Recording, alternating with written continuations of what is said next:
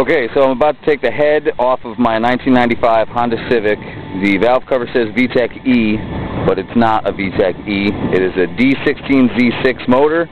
I just used the valve cover from an old engine that I had because the one that I had with this motor was AFU, all fucked up. This whole motor's a wash anyway, since I have a different engine, but until I can find a tranny, wiring harness, and computer for that engine, I'm kind of boned. What ended up happening to this one was I had a blown head gasket. I did a rush job. I lifted up the head just enough to slip the old one out and pop the new one back in. When I put it all back together, I did not tighten my timing belt, tensioner belt, pulley, whatever, and started the engine for, I don't know, a few seconds and shut it down when I heard the worst noises in the world.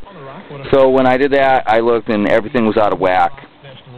So I think I might have a bent valve. I went on YouTube, and the guy, David's Farm, shows how to fix a bent valve, so I'm going to try to do that. It may not be perfect, but if it can get me back to 90% of the way, I'll be happy with that.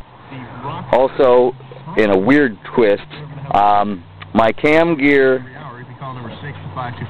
and my distributor are, I don't know, it's impossible to put your distributor in backwards since it's keyed that way, but for some reason, somehow, I'm 180 degrees out of phase.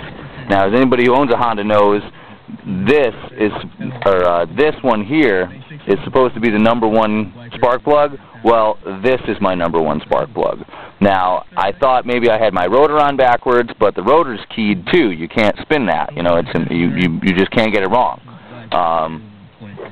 So I don't know what the heck's going on with that, but I'm going to find out. So let me get this thing started to rip apart, and we'll check back in a minute.